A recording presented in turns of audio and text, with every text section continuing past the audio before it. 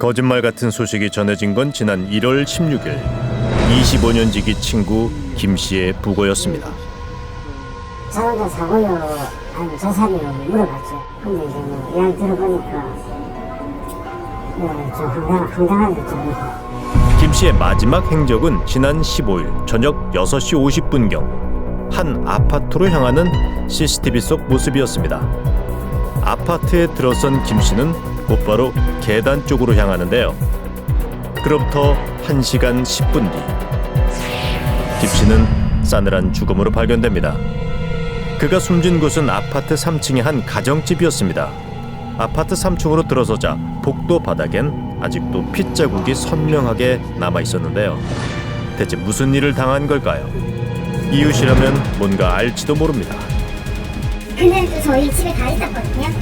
그래서 저도 얘기 듣고 깜짝 놀랐어요. 밤에 근데 왜 아무 소리도 못 들었지 막 그랬어요. 그래서 저는 바로 그때 있으니까 시끄러웠을 텐데 아무 소리도 못 들으세요? 비명 소리도 못 들으세요? 네, 그러니까요. 제가 본 건 딸이랑 엄마랑 아빠랑 밖에 없는데. 김 씨는 본 적도 없는 사람이랍니다.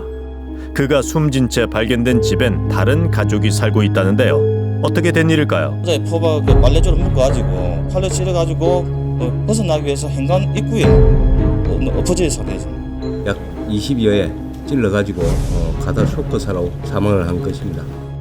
그리고 용의자로 사건 당일 CCTV에 포착된 긴 머리의 젊은 여성을 지목했는데요. 바로 김 씨의 시신이 발견된 집에 사는 23살의 남 씨였습니다. 20대 여성이 40대 남자를 의자에 묶어놓고 흉기로 찔러 살해했습니다. 숨진 남성이 오랫동안 쫓아다니며 사귀자고 괴롭혀 살해했다고 주장했습니다. 남 씨는 경찰 조사에서 김 씨가 일방적으로 교제를 요구하며 괴롭혀왔고 시달림 끝에 우발적으로 범행을 저질렀다고 진술했습니다. 계속 연락이 오고 자기에게 자꾸 만나자고 요구하고 사랑한다는 말을 해서 괴로움을 당하고 있다가 피해자를 살해했다고 진술하고 있습니다. 남 씨의 주장에 따르면 김 씨가 6개월 넘게 전화를 하고 문자 메시지를 보내는 등 집요하게 접근해왔답니다. 사건 당일에도 김 씨가 그녀의 집을 찾아왔고 끝내 비극적인 일이 벌어지게 됐다는 겁니다. 범행 직후 남 씨는 슬리퍼 차림으로 집을 나와 황급히 어디론가 향했는데요. 집 근처에 있는 치안센터로 자수를 하기 위해 찾아갔지만 문이 닫혀 있자 10여 분 뒤 다시 아파트로 돌아옵니다. 그리고는 자신의 휴대전화로 112에 자수를 했습니다. 경찰이 긴급 출동했지만 김 씨는 이미 숨진 뒤였습니다. 결국 남 씨는 살인 혐의로 체포됐는데요. 스토킹 피해자에서 살인범이 된 남 씨. 그동안 김 씨의 집착이 얼마나 심했기에 그런 끔찍한 범행까지 저지른 걸까요? 어렵게 남 씨의 어머니를 만났습니다. 그렇죠. 얘가 인상이 스트레스를 받고 있었는데 그렇게. 두 사람은 지난해 5월경 남 씨의 어머니로 인해 알게 됐답니다. 사람은 이제 봉사 활동에서 이렇게 알아가지고 근데 이렇게 머리도 자르고 엄마한테 이렇게 머리도 하고 또 이렇게 하니까 이제 삼촌처럼 이렇게 대하고 근데 거리낌 없이 우리 딸은 이제 전화번호를 가르쳐 주겠죠. 처음엔 미용실에 머리를 자르러 온 손님 정도로 여겼다는데요. 남 씨도 김 씨를 삼촌이라 부르며 인사를 하고 지냈답니다. 하지만 얼마 지나지 않아 김 씨가 속내를 드러냈다는데요. 딸에게 전화를 하거나 이상한 문자를 계속 보내왔다는 겁니다. 일방적인 고백이 담긴 문자 메시지가 계속되면서 남 씨 어머니가 나섰답니다. 하지만 고생이지만 좀 생각 같았어요. 제가 말을 해도 제 말을 무시를 했으니까. 네, 그렇죠. 제가 언급은 다 했거든요. 그렇게 문자하고 하지 마라. 말을 좋게 해갖고도 안 들어가지고 하루 몇 번 해보고 그랬어요. 그럴수록 김 씨의 집착은 더욱 집요해졌다는데요. 여기서 제가 영업을 하다 보면 이렇게 차에 지나가는 게 보이거든요. 술을 이렇게 보면서 가고 그리고 이제 딸 있나 없나를 보고 가겠죠. 있으면 그거 하고 이제 작년에 우리 딸이 10월달에 경찰서에 고발했었잖아요. 지난달 소송 걸리고 있을 때. 코인요금을 노른다는 신고를 받고 출동을 하니까 그 남자가 이제 그 아파트 옆에 이제 쭈그려 앉아 있더라고요. 그때는 좀 술을 마시고 와가지고 그 사람이 막 제가 물어보는데 대답도 잘 안 하고, 친구들한테 물어봤을 때는 그냥 계속 연락이 온다. 그리고 이렇게 이제 처음 찾아온 건데 이렇게 찾아오니까 좀 무섭다. 경찰은 당시 두려움에 떨던 남 씨의 모습이 생생하답니다. 그런데 부모님한테 여쭤보니까 그 사람이 그렇게 나쁜 사람이 아니고 좀 방식이 잘못돼서 그렇지 그 사람 자체는 나쁜 사람이 아니라고 그렇게 말씀을 하더라고요. 남 씨의 어머니가 처벌을 원하지 않아 김 씨를 귀가 조치시켰다는 겁니다. 왜 그랬을까요? 제가 너무 또 강압적으로 하면 그 사람한테 우리 딸한테 또 피해가 갈까 싶어서 제가 또 그렇게 너무 못해서 그냥 어머니 보실 때는 스토커처럼 봤다. 그렇죠. 좀 그렇다고 봐야죠. 이번 살인 사건은 스토킹을 당하던 여성이 저지른 비극으로 세상에 알려졌습니다.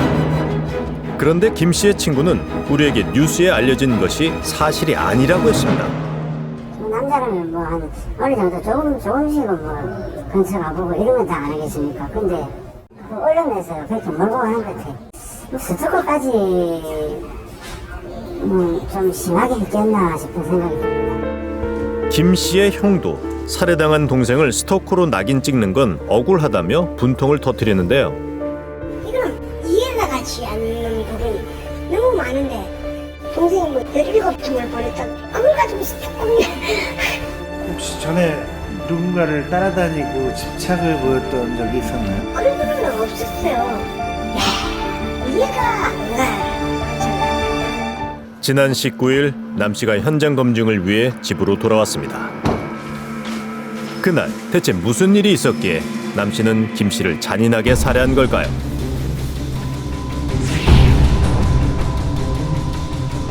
사건 당일 김 씨가 집에 찾아와 만나자는 요구를 했답니다. 거부 의사를 표시했지만 김 씨는 물러서질 않았다는데요. 신랑의 끝에 남 씨가 한 가지 제안을 했답니다. 손을 묶고 들어올 수 있다 그래가지고 그러니까 들어오라 했네. 밖에서 묶자니까 자기 풍성히 하든가. 남 씨는 빨랫줄을 가져와 김 씨의 손목을 묶었습니다.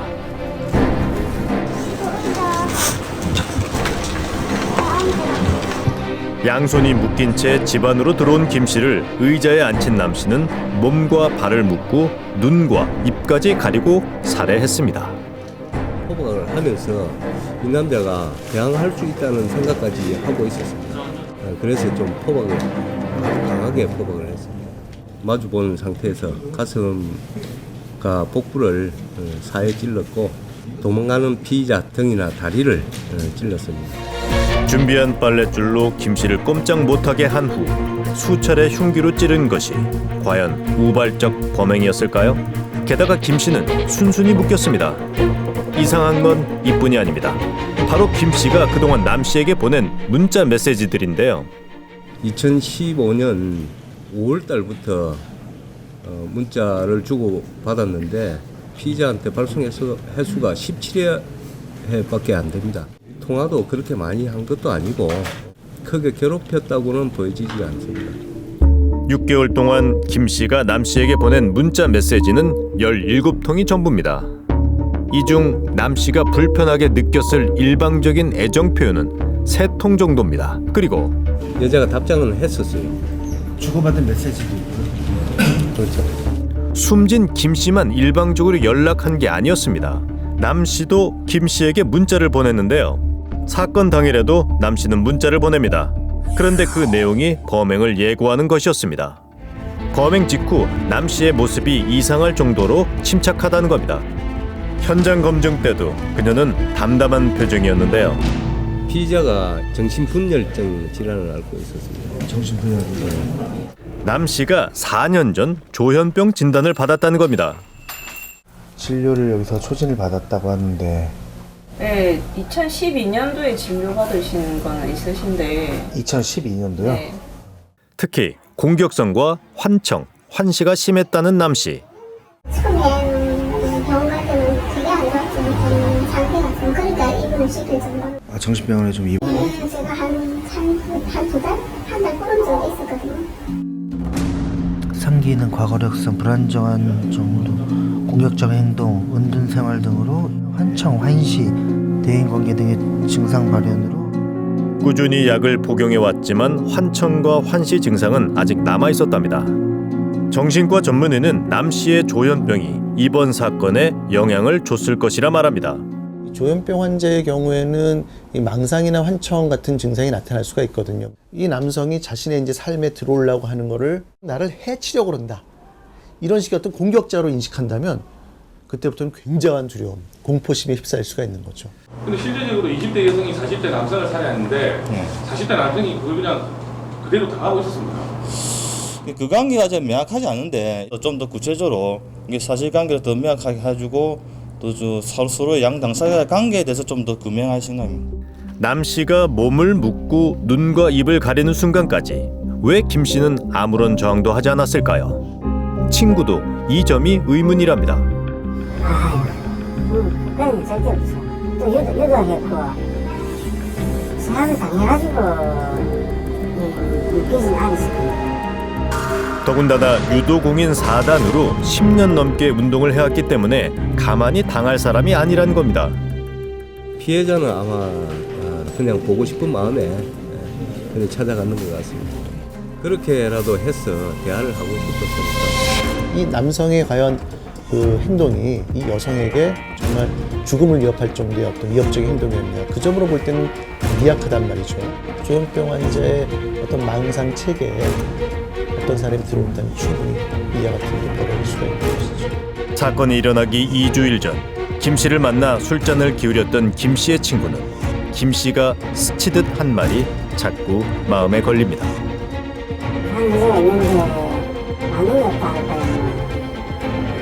마음을 안 된다. 자기 혼자서 좋아했던 것 같아요. 평소에도 이렇게 여자 얘기를 한 적이 있었나요, 저녁에? 아니요, 없었습니다. 처음이었어요?